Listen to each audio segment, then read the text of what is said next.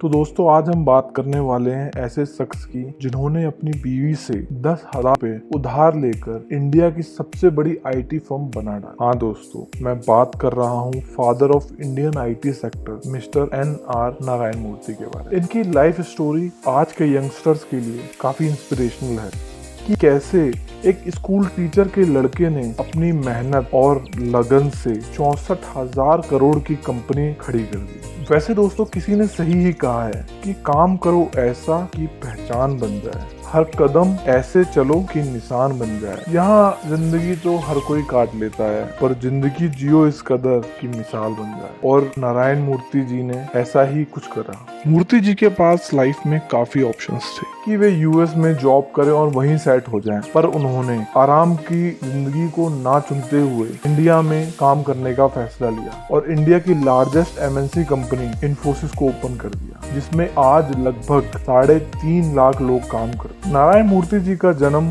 20 अगस्त 1946 ही हमारी आजादी से 1 साल पहले कर्नाटका में हुआ था। उनके पिताजी एक स्कूल टीचर थे। मूर्ति जी के 8 भाई बहन थे और उनके घर में टोटल 11 मेंबर्स थे। इतना बड़ा परिवार होने की वजह से उनके घर में पैसों का अभाव तो रहता ही था, पर फिर भी सब हंसी खुशी रहा करते थे। मूर्ति जी की स्कूलिंग कंप्लीट होने के बाद उनका सिलेक्शन इंडिया के सबसे बड़े इंजीनियरिंग कॉलेज IIT कानपुर में हो गया, पर उनके पिताजी ने साफ साफ कह दिया कि उनके पास पैसे नहीं है कि वे IIT कानपुर की फीस जमा कर पाए, क्योंकि उन्हें 11 लोगों के परिवार को भी चलाना। तो नारायण मूर्ति ने NIT में एडमिशन ले लिया और वहीं से इलेक्ट्रॉनिक्स में इंजीनियरिंग। फिर बाद में थोड़े पैसे जमा करके उन्होंने IIT कानपुर से मास्टर्स भी। स्टार्टिंग में मूर्ति जी इलेक्ट्रॉनिक से ही इंजीनियरिंग कर रहे, पर उन दिनों USA और यूरोप की बड़ी बड़ी यूनिवर्सिटीज के गेस्ट लेक्चर IIT कानपुर में हो रहे। उनमें से ही एक IT का लेक्चर मूर्ति जी ने भी अटेंड करा था और मूर्ति जी के अनुसार उस 15 मिनट के लेक्चर ने उनकी लाइफ को पूरी तरीके से बदल के रखा। इस लेक्चर से उन्हें पता चल गया था कि फ्यूचर में कंप्यूटर का कितना महत्व होने वाला है। तो फिर क्या था, इस लेक्चर के बाद उन्होंने अपने टीचर से बात करके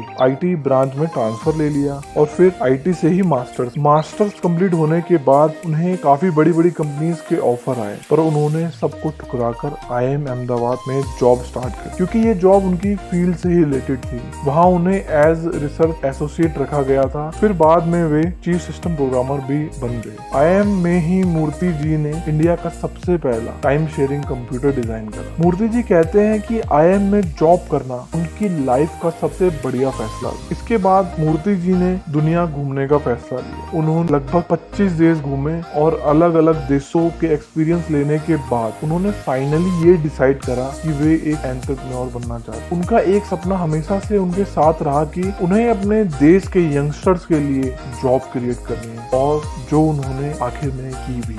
विदेश घूमने के बाद फिर इंडिया आकर उन्होंने तुरंत ही सॉफ्टोनिक नाम से एक कंपनी खोली। उनकी 1.5 साल की मेहनत के बाद भी कंपनी फेल हो, पर उस टाइम तक उनकी लाइफ में सुधा मूर्ति जी आ गई, जिसके चलते उन पर सेटल होने का प्रेशर आने लगा। सुधा जी के पिता उनकी शादी के लिए तैयार नहीं, तो इस सब के चलते मूर्ति जी ने पटनी कंप्यूटर सिस्टम में जॉब स्टार्ट। उसके बाद 1978 में उनकी शादी हो गई। अब मूर्ति जी लाइफ में बिल्कुल सेट हो गए, पर फिर भी मूर्ति जी लाइफ से खुश नहीं। अभी भी उनके जहन में एंटरप्रेन्योर बनने का जुनून था। तो फिर क्या था, उन्होंने अपनी वाइफ से 10,000 रुपए उधार लिए और अपने 6 साथियों के साथ मिलकर 1981 में इन्फोसिस स्टार्ट। शुरुआत में मूर्ति जी ने इन्फोसिस का ऑफिस अपने घर में ही बनाया था। मूर्ति जी बताते हैं स्टार्टिंग में उनको काफी प्रॉब्लम्स आई। उन्हें एक टेलीफोन कनेक्शन लेने में ही 1 साल लग गया था और एक कंप्यूटर मंगवाने में 3 साल। इस सब के बाद भी नारायण मूर्ति और उनके साथियों ने हार नहीं मानी और काम करते ही। फिर कुछ टाइम बाद उनकी पार्टनरशिप US की एक कंपनी के साथ हो गई। फिर उनका काम अच्छा चलने लगा, पर 1979 में उनका जॉइंट वेंचर टूट गया और फिर से वो जीरो पर आ गए। अब लोगों ने मूर्ति जी को कहा कि कंपनी बंद कर दें, पर उन्होंने हार नहीं मानी और काम को जारी रखा और कुछ ही सालों में उनकी कंपनी ग्रोथ के पाथ पर वापस आ गई। 1991 में लिबरलाइजेशन के बाद तो कंपनी को कॉन्ट्रैक्ट पे कॉन्ट्रैक्ट मिलने लगे। फिर धीरे धीरे करके इन्फोसिस ने दूसरे देशों में भी एक्सपेंड करना स्टार्ट कर दिया और साल 1999 आते आते नैस्डैक पर लिस्ट होने वाले इन्फोसिस इंडिया की सबसे पहली कंपनी बन गई। इसके बाद तो कंपनी साल दर साल बढ़ती ही चली गई, पर इतनी सक्सेस के बाद भी मूर्ति जी ने अपनी सादगी को कभी नहीं छोड़ा।